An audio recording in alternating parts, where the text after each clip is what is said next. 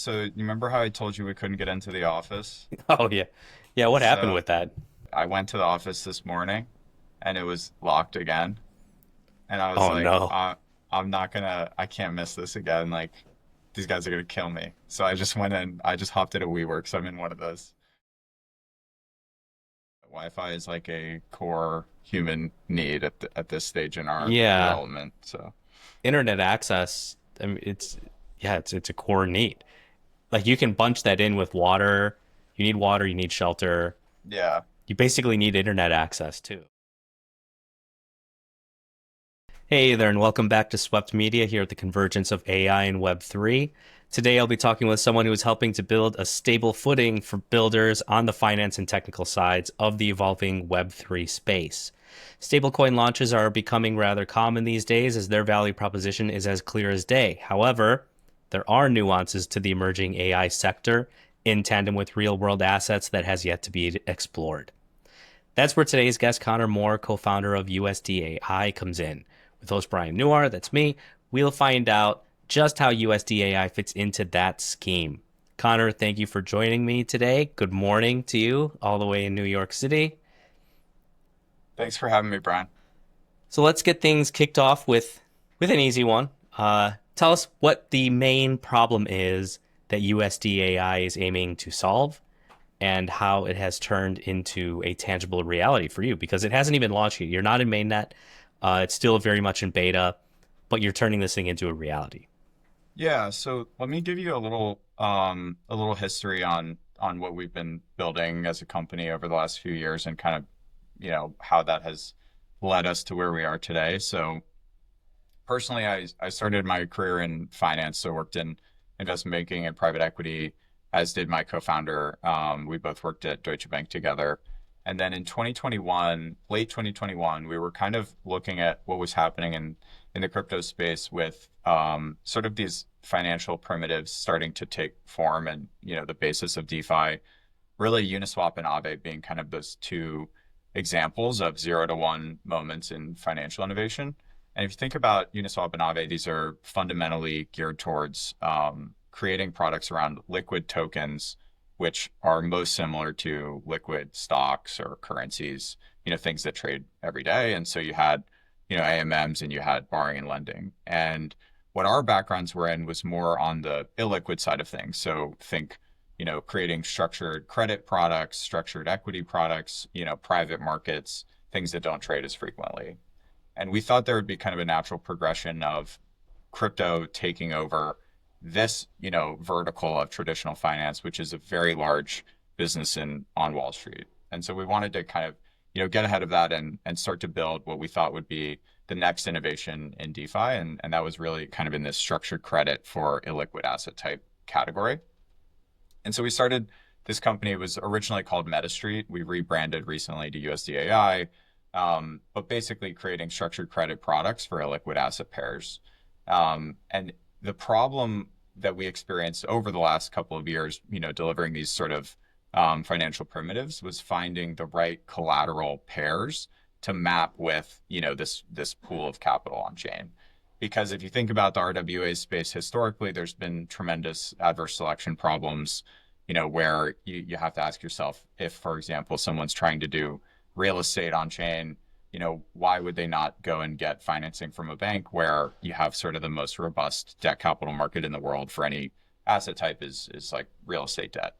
And so what we realized was maybe one of the most interesting verticals of asset types that don't get, great financing, but have cash flows and can be tokenized is actually within sort of this compute as a commodity market, and more specifically, the hardware that's running these assets. And so when you think about, the variety of AI blockchains, AI marketplaces that have come up in the crypto space, where people can run GPUs and make cash flows on chain from running those GPUs, whether that's renting out to, other startups or doing decentralized training or inference, or running, subnets on BitTensor, all these different categories, right? These are all cash flowing assets, and yet you couldn't conceivably go to a bank and get, a loan against your GPUs for running, BitTensor miners, even though fundamentally you're generating cash flows just like any other business.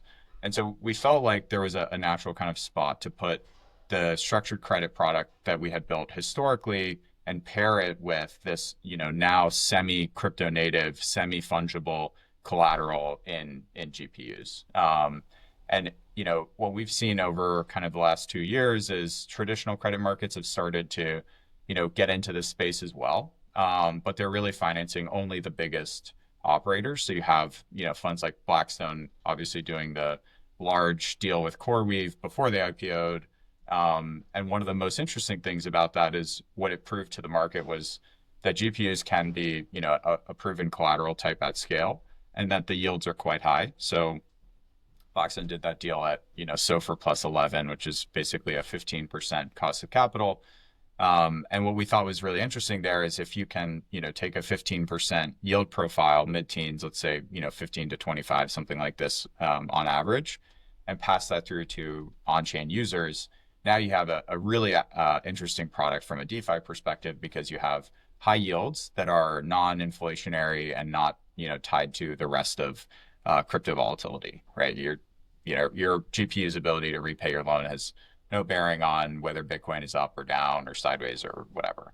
And so it felt like a natural fit for us, given kind of the history we had, understanding of these types of products, and then where we really feel like this market is going, which is, many orders of magnitude larger than it even is today, even though, the kind of GPU as a service, GPU CapEx business is already many, many billions of dollars, if not, approaching $1 trillion. So that was kind of a bit of a long-winded answer, but it's important to help visualize the path for us of starting with these sort of structured credit primitives, not having the right collateral to match with that, and then over the last kind of year and a half, realizing what might be the perfect collateral type is GPUs, and then rolling that into this broader kind of product where you can just access these yields as a kind of minter of a token. Yeah, the long-winded answers. Don't worry about it. That's why we're doing this. That's a good answer though. Yeah, GPUs. There's a couple things that I wanted to touch on there, starting with GPUs and the increasing focus in the market on the value of those GPUs. So, of course, you're using GPUs as collateral for loans, essentially. And then you take the loans and you turn them into stable coins, et cetera, et cetera, et cetera. We'll get into that in a little bit. So that's one side of it, and that's definitely the capital side, and increasing liquidity of those GPUs. Another side of it is from, I don't know if you've heard of this other project called Gaib, where they're basically creating a secondary market for GPUs. So same idea, I think, where they're tokenizing the GPUs, and then the tokenized GPUs go into their own secondary market, and people can trade them based on, the valuations in the real world market for them. So I wonder if there would be something like people tokenize the GPUs through USDAI, which was MetaStreet, but is now USDAI. Would it be through? I'm sorry, was it Paradigm or Permian. It's already Permian? Delaware Yeah. C Corp. Yeah. So they might tokenize it through Permian, tokenize GPUs through Permian, send them to Gaib, trade them around, and then when they get the price that they want, they can bring them back to USDAI and use them as a loan, as collateral for a loan. It's a neat idea. The other thing is, I'm increasingly fascinated with how DeFi has evolved. Like, yeah, of course, Aave is the one, the one for DeFi. But now here we are where the illiquid is very clearly like the focus of crypto now, at least the people building capital efficiency solutions where illiquid things are becoming liquid. What happened with the merge with Ethereum, where now your illiquid staked Ethereum can be liquid with restaking. What was a stablecoin can be used as a loan like you would do it at a bank with Aave. That brings me to the next question, which is then all those things considered, how is USDAI not just part of the DeFi or RWA or AI, decentralized finance and AI spaces? And what specifically is InfraFi, which is something that in your website and in the docs, USDAI describes itself as, it characterizes itself as an InfraFi project. Yeah, so I think like to address a couple of points there. So the way we think about the market of USDAI is you have sort of this, or the product, I guess, of USDAI is you have sort of two components. You have the primary origination, which is a pool of capital, and then that primary origination rolls up into USDAI, and then you have sort of different pools of capital being used for different origination of different collateral types and different loans. And those pools are managed by different people, vault managers, but basically they're taking a first loss position for each pool. And so when you think about, the exciting opportunity, I guess, would be the fact that those pools and vault managers, those can be bespoke to different collateral types. And that means that while GPUs are probably the largest and most compelling collateral type today, we really think of this as expanding across the variety of DePIN assets. Because when you think about DePINs as kind of a network, you have sort of an opportunity to either go with very low cost hardware in order to quickly scale up decentralized network of physical infrastructure, or you can try to go with high cost. If you go with a high cost hardware type, then you typically will have better data fidelity and better overall quality of what the output is of the network. But fundamentally, there's a limited number of participants who can buy the higher cost hardware and or know how to operate it, right? And so what you've seen in kind of the 2021 era of DePIN was a lot of this low cost hardware, which ended up making, maybe less valuable data or less valuable network to be sold to the end consumers. And then the outcome is you can't kind of support this emission of tokens. And so you end up with a, big drop in the token price, reflecting the value of the network and the data that's been aggregated. What we've seen more recently is projects like 375 AI, which is basically doing image data from traffic. So they sell image data to end consumers who want that, whether that's hedge funds or local municipalities. And the way they get that is they put GPUs onto billboards. And so obviously as an operator, very few people will know how to set up a GPU for on a billboard for image data, nor will they have the, $50,000 that's needed to set up that infrastructure. But what you can do is if you sell that GPU that's on that billboard as an NFT, and then that person that buys that NFT can then borrow, 30 of the $50,000 from USDAI. Now you have kind of a lower ticket size, but you still get to maintain kind of this higher cost, higher fidelity asset that ultimately drives more value to the network. And so I think this is what we've seen more recently. And, again, a bit of a weaving answer, but ultimately my point is that if we can have a pod of capital that's supporting GPUs and then another pot of capital that's supporting these image generating GPUs on billboards and another pot of capital that's supporting, for example, internet service providers that are setting up these nodes on, telecom cell towers, and another pot of capital that's supporting, energy assets. Ultimately, that is super compelling to me because what that ends up looking like at scale, right, is you have this single yield bearing token that's backed across a variety of different infrastructure assets. And so you might end up with a lot of exposure to GPUs because that's a very large and growing asset class that needs capital. But you could have, diversification across many different categories.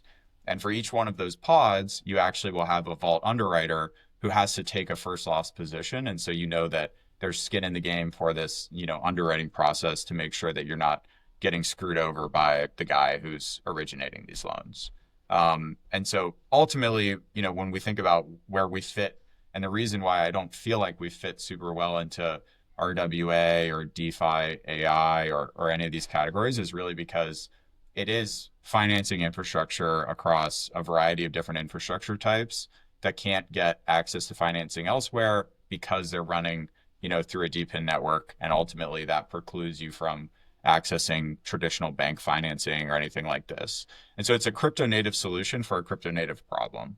But my hope is that by having this kind of aggregated debt product that supports some of this hardware, then you can have lower token emissions because your end users will get the same effective yield if they're levering their returns than they would if they were doing something unlevered, which might mean that the DePIN network has a better chance of survival because they don't have to emit as many tokens, and then they can really focus on the demand side and really focus on accessing the customers that ultimately can make these things sustainable.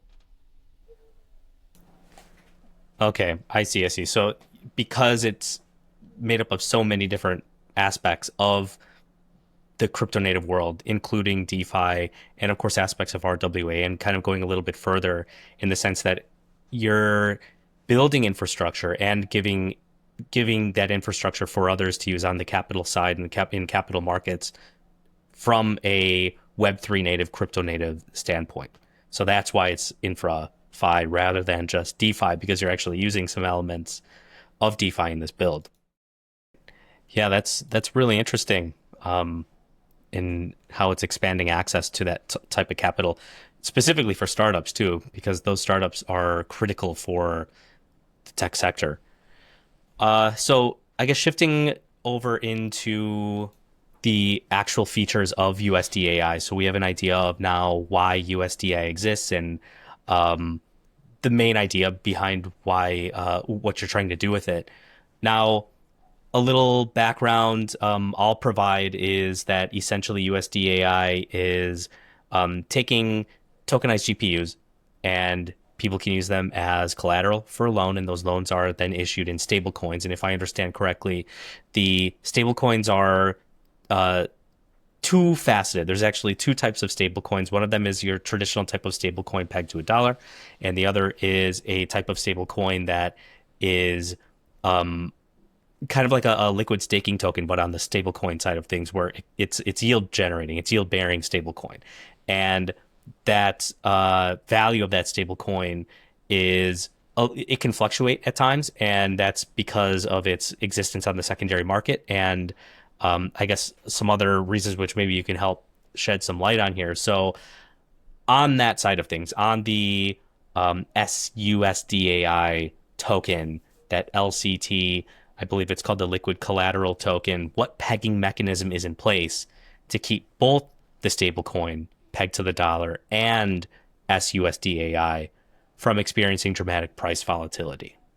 Yeah, I mean, I actually think so. This is a little bit of a naming challenge because anything that starts out denominated in dollars and accrues yield, people will bucket as some kind of yield-bearing stablecoin. But fundamentally, I think of stablecoins as something that's used for payments, not something that's used for yield.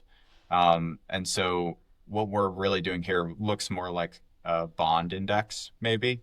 I guess we'll have to figure out what the right naming is as an industry, but synthetic dollar is what we call it. But basically, right, so you have two components of the protocol. You have USDAI and SUSDAI. USDAI is actually a stablecoin. It's just backed by treasuries. It's built on top of M0, which is basically a stablecoin as a service. So the backing of USDAI short dated treasuries, your redemption for that is, T+1 or T0. So basically just a straight up stablecoin redeemable for dollars. And then your second component, SUSDAI, is really kind of the meat of the offering and really what we're focused on. And so SUSDAI is a mix of a backing of the treasuries for capital that's not been deployed. So you have sort of a floor yield of 5% no matter what on the SUSDAI because that's the treasury component. And then you have the actual infrastructure loans. And those infrastructure loans, as you mentioned, there's sort of these like initial pods of capital, and those pods of capital have shares in those pods that are represented with the ERC20s. That's the liquid credit token you mentioned.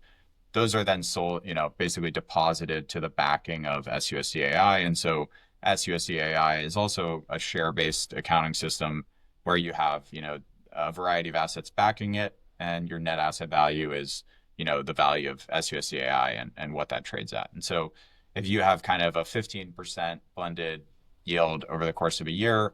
Then when you minted one SUSDAI for $1, a year later it'll be worth $1.15. Um, and so that's kind of the main product, right? That ultimately you get to have for all these different pods of capital and different tranches within those pods and different, credit profiles and all this stuff. It all just rolls up into this single yield bearing token.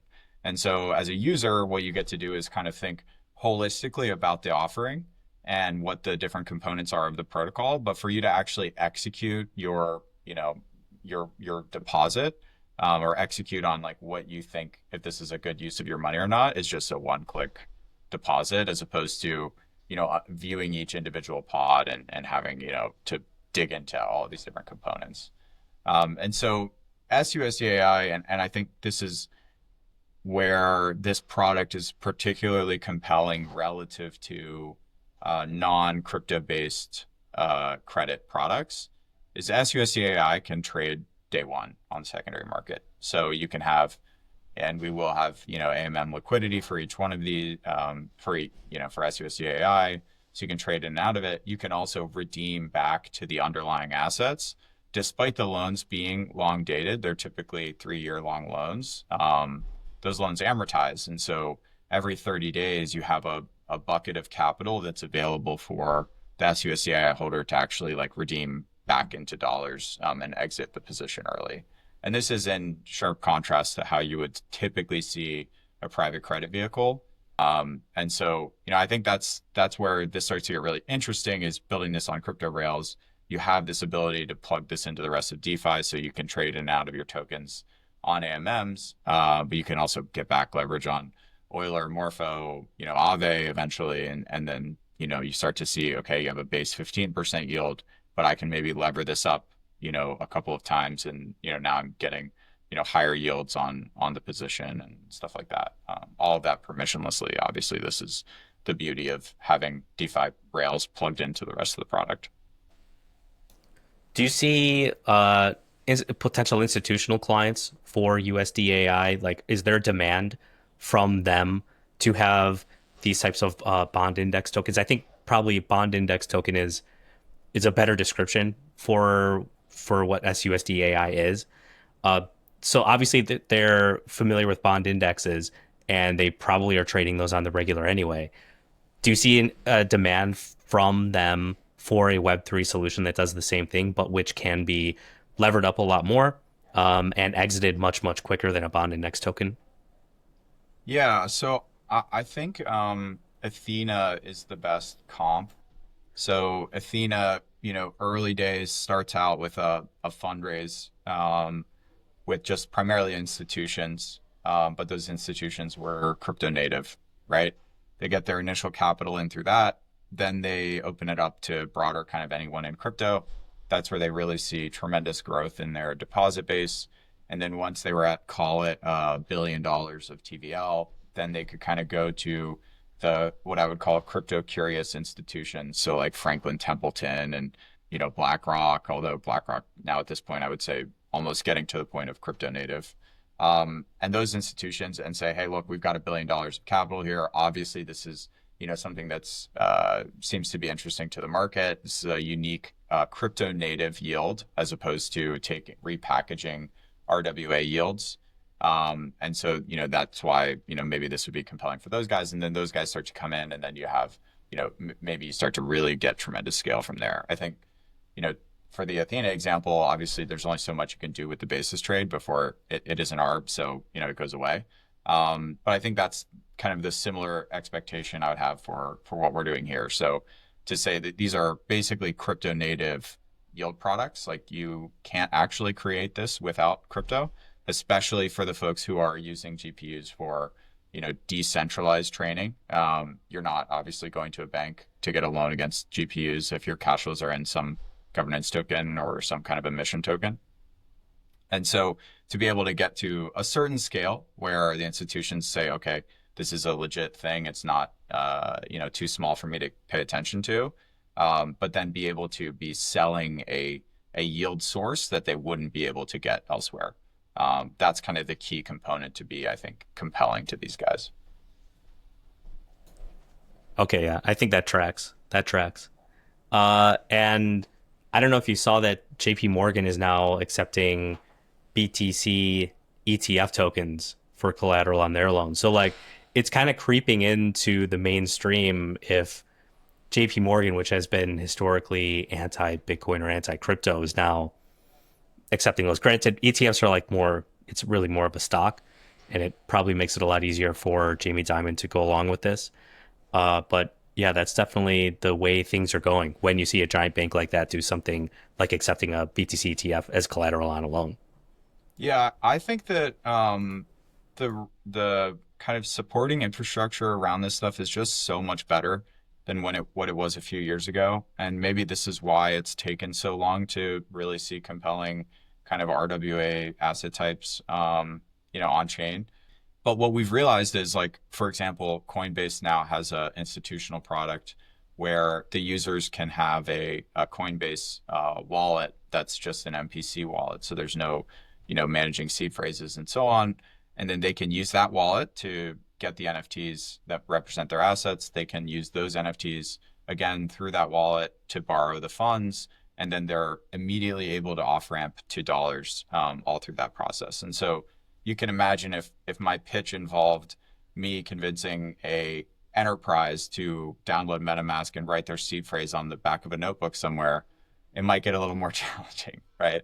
But because these innovations have evolved to a point where it is stomachable from an enterprise, small enterprise standpoint, who also maybe doesn't have access to financing elsewhere, it starts to really look like a product that can be a non-crypto native offering and be competitive with the rest of these kind of traditional lenders, traditional private credit funds or banks or whoever else, and just becomes a cost of capital game.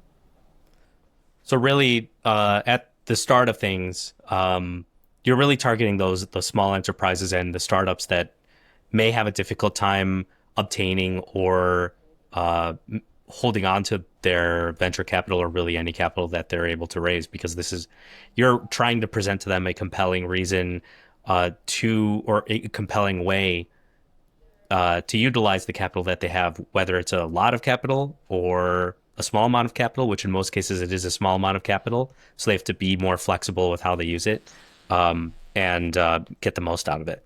So now going back to the LCT, to the bond index token, I was reading about how the peg mechanism works. Now on the stablecoin side of things, it seems fairly straightforward. We've seen it before, I think. But on the LCT side of things, there's this mechanism where arbitrageurs could bring the coin back to peg in the instance that it depegs. I mean, hopefully that doesn't happen, of course. And I'm not trying to say that like you are trying to let it go to depeg or that it would be beneficial in any way for that, but it would be possible given the nature of the way the coin is designed. That seems like a way for the secondary market to decide whether it will stay pegged to the dollar, however. So how does this mechanism work, the pegging mechanism for specifically SUSDAI? And are Yep. you concerned about the comparisons between USDAI and algorithmic stablecoins?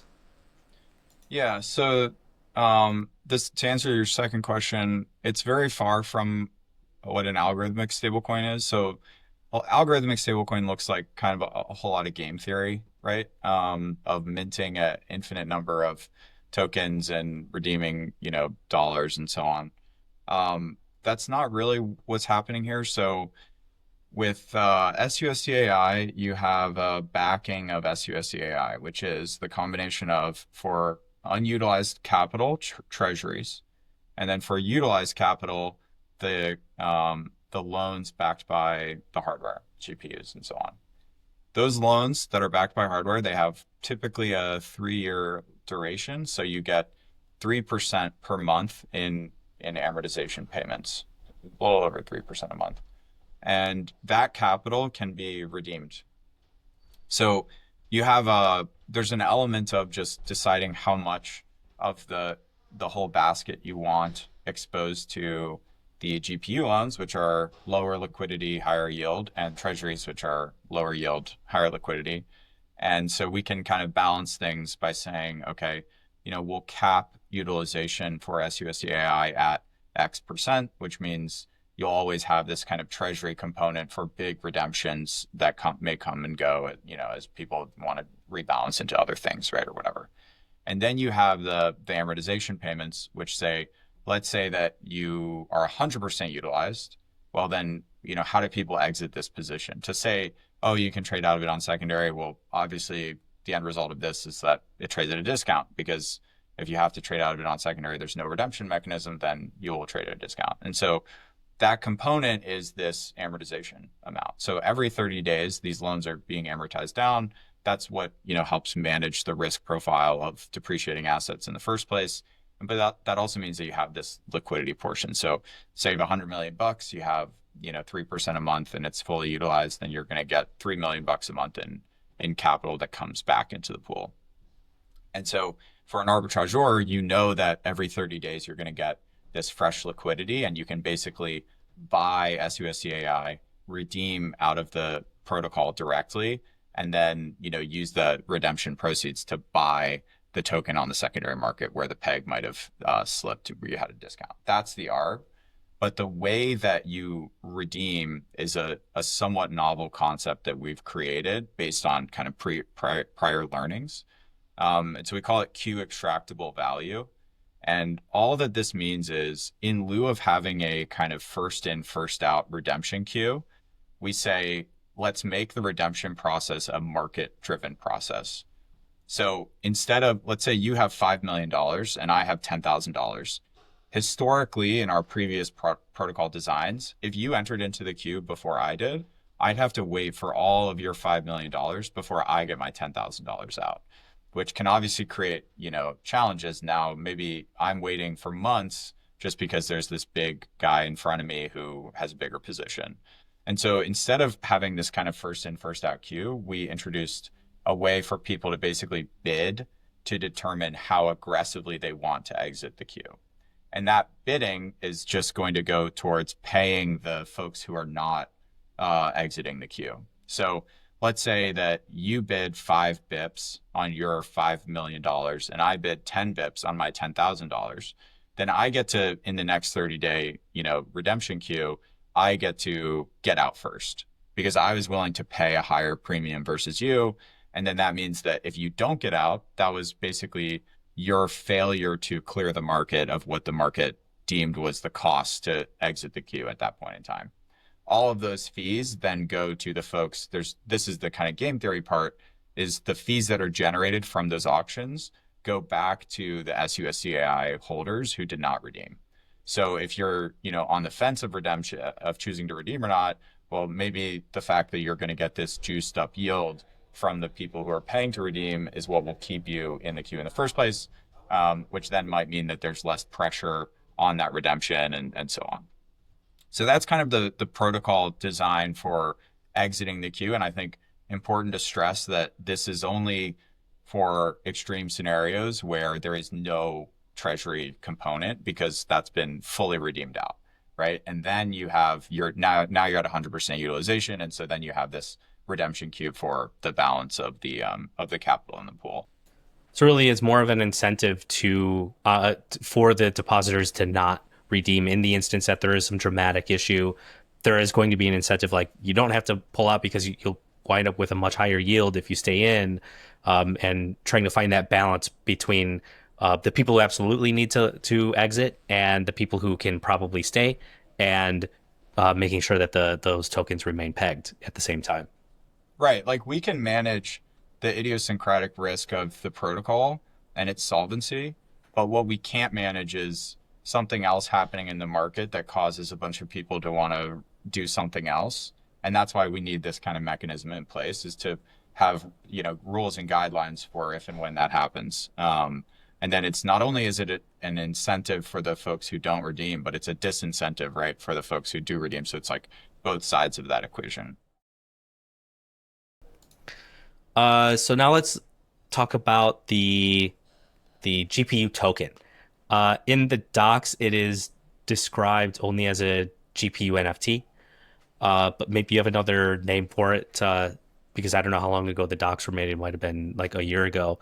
Now, I think I understand the way that the a GPU becomes a token through USDAI and of course Permian Labs. So I think it goes like this. A GPU owner, like of a real GPU, tokenizes their GPUs through Permian Labs as an NFT.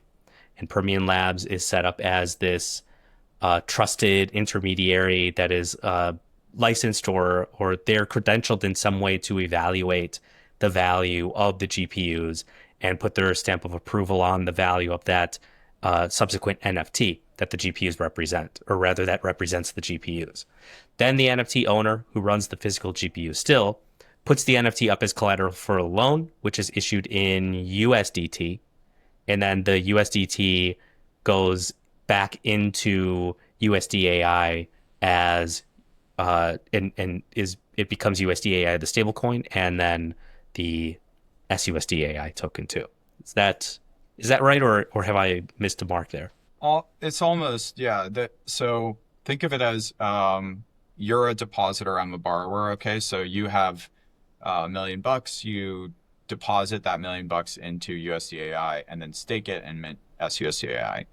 So now let's say that was USDT. So you deposited $1 million of USDT. You now have $1 million worth of SUSDAI, and then the borrower is going to be borrowing your USDT or all these different depositors USDT. So now the borrower takes their NFT that they minted, the way you described, and then posts that NFT as collateral in the pool, and then they can borrow USDT out of the pool. And then their requirements to make principal and interest payments are governed by the smart contract.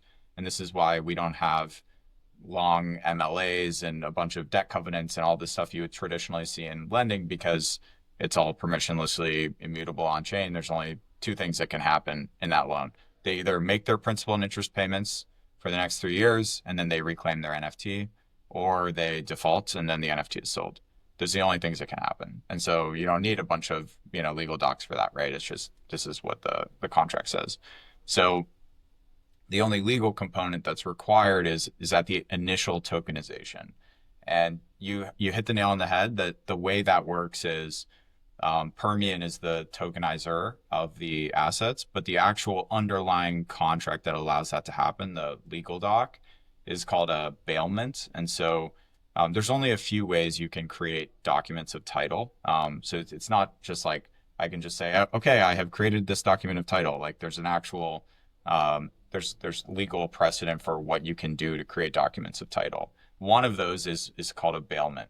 And so you have this legal document that created the role of bailor and named the NFT as the actual document of title for the bailor, which then means that if there's a default on chain, whatever the settlement is on chain, that is the extent of a, so-called bankruptcy process, right? There's no security interest here. So you don't have to go to small claims court or go to local jurisdiction and file for bankruptcy and reclaim these assets from borrower. Obviously, that would be very challenging and tenuous process that would make this a less compelling offering. So instead, the actual bankruptcy is just happening on chain in an auction. Whatever those NFTs sell for, that is the value of the assets. Now there's a new bailor who can then go to the data center and say, I'm the rightful owner of these assets. Please, unplug them from these servers and, put them in my pickup truck or put them in my, van or whatever. And that's it, right? So you don't have like a bankruptcy process. That was why this design was novel and important. Because again, if you go back to all these other RWA examples, what is actually happening? Like Apollo's 8-grid product, they are signing loan agreements that are papered. Then those loan agreements are rolling up into a fund. Then they're selling, through another legal process, a portion of that fund to be represented on chain. Like what is that token at that point, right? Like your property rights as a token holder, I have no idea what they are. I mean, they're like, if things go wrong, who knows, right? I mean, Apollo has a great reputation, but ultimately, that's a very tortured set of legal documents to get something into a token to ultimately sell to people. In contrast, the property rights exist on chain for this product. You have no uncertainty about, what the underlying assets are, what your property rights are. what this looks like in these extreme default scenarios because it's all on chain. And so that was like something that was really important to us is if you're going to do this type of work, like actually use the blockchain to, do what you can do well. And ultimately that means that this should be a more scalable product than anything that's, maybe it looks fine when you have $100 million, but like scale it up to a billion, scale it up to 10 billion, things start to break. Are Permian Labs and USDA, are they like related to each other in some way? Is one a subsidiary of the other, or are they under the same umbrella? Yeah, USDAI is the protocol. Permian Labs is the Delaware C Corp. So Permian is what, houses the employees that have built this product. But it's an actual legal entity versus USDAI being a, on-chain protocol, basically. If Permian Labs is determining the value of the GPUs, because Permian Labs is the entity that is buying them in the first place from the Baylor, then the tokenized GPUs then go into the USDAI platform. It's kind of like the right hand feeding the left hand in that case. Now, because Permian Labs is the entity that's setting the price of the GPUs, and then USDAI is the protocol that is benefiting from the usage of those tokenized GPUs from any interested parties, including Permian Labs, who wants to get involved there. So it's kind of like Permian Labs sets the price of the GPU, and then they say you now have to go to USDAI to get a loan on this collateral or with this collateral, but it's collateral that we have set the value for. That's what it seems Yeah, like. Now, correct me if I'm wrong, but that's just what it seems like to me. yeah. So Permian is acting in a agent role just to tokenize the assets, but it also gets a master insurance policy actually. So one of the risk vectors here would be that this NFT on chain doesn't equal anything, right? It's just there's an NFT, there's no GPU backing it or whatever. So one of the ways we kind of can wall off that risk is we get a master insurance policy. So once the borrower has sold the assets to Permian, it's a subsidiary entity, then the the assets are insured. And so if, for example, the borrower went into the data center in the dead of night and unplugged the GPUs and sold them on eBay, or a tornado hit the data center, you have kind of full insurance coverage for that. So that risk is walled off. Now, the actual like having a principal agent problem between Permian and USDAI, the way that that's addressed is you have this first loss position. So Permian is not setting the price of the assets. The first loss position, which is the underwriter and originator of the loans, that's the price setter. And the way you align that participant with the passive SUSDAI token holders is with this the fact that they have first loss. So if things go wrong, they're the ones who lose their money first before anyone else. Well, actually, the equity loses its money first, but then after the equity, then the first loss would. And so that's about 5% of the capital stack. Oh yeah. So you have this pool, right? And then there's tranches within the pool. So you have the from let's call it 65 to 70% LTV, that first loss, that's a tranche. And then you have from 0 to 65, that's a tranche. Both of those tranches mint liquid credit tokens. So there's a liquid credit token that will be matching the 65 to 70. That's the first loss position. That's the underwriter. Then you have the second one. But the first loss position cannot sell out they can't deposit that liquid credit token into the backing of USDAI. So they have to be in that loan for the life of that loan, that whole 3 years, they're exposed to that. So even though you have an ERC20 that represents that, they can't, there's no actual like connection between that and the SUSDAI, broader liquidity. Just wanted to call that out because that's an important nuance too. Given that USDAI and this whole scheme that you have outlined here it's the bedrock of it is on the importance of GPUs, like physical GPUs, and then of course turning them into RWA tokens or whatever you want to call them. Now, with that in mind, you must feel like, as the co-founder of this company, that the importance of GPUs is high and will be going much higher. So I'm curious to see your perspective on uh, what the global importance of compute and GPU power will be throughout the rest of the decade.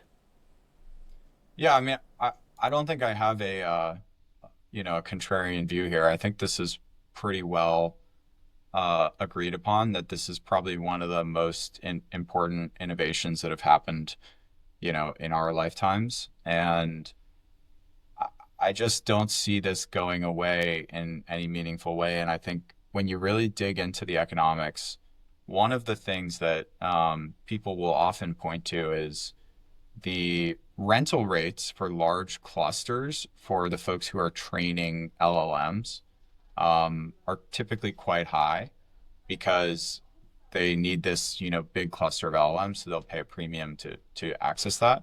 And when you think about what the creator of the LLM is doing, you know, their unit economics for what they're ultimately selling have to make sense on the inference side. So if you're training a new model and you then are going to, rent out the rights to that via inference, the people who are querying your model, asking ChatGPT questions, things like that, that those economics have to be very good. Otherwise, you wouldn't train in the first place, right? And so sometimes people will say, "Oh, look, these training contracts are great, but I'm not comfortable with, people using GPU for inference because it doesn't seem like, there's as much juice to be squeezed there." And that's actually the complete inverse of what reality is, because if the inference didn't make any money, then it wouldn't make sense to train these in the first place. And so what I think will really happen is text-based inference will be a very small fraction of what people are really using this for, which is primarily going to be video and image generation, right? And that's going to be very, very compute intensive. And so you'll end up with, great unit economics for people that are running these, selling inference basically to end customers.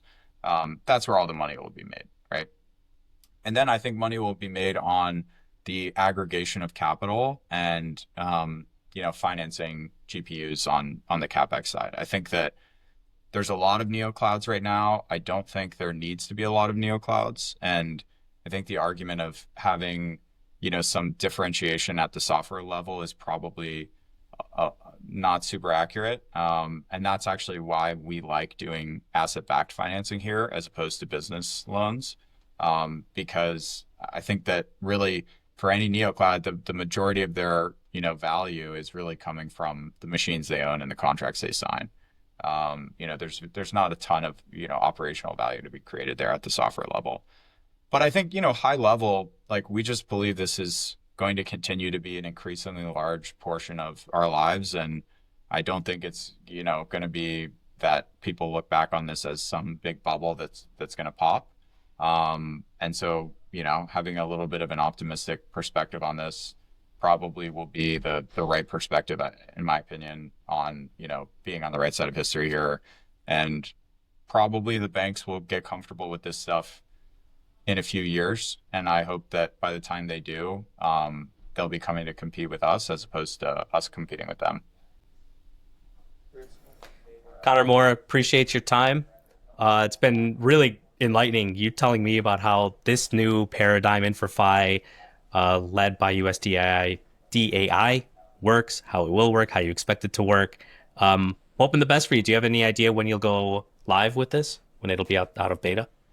Yeah, so it's live right now, but obviously in a beta version. I think probably in the next couple of weeks, working on a couple of integrations to get everything, nice and clean and set up for broader adoption. But, hopefully, before end of June for sure. Oh, wow. So pretty soon. Cool. Yeah. All right, man. Well, thanks a lot. You're welcome back anytime. Appreciate you coming over and telling us about USDAI. Thanks so much, Brian. It was a great Yeah. conversation.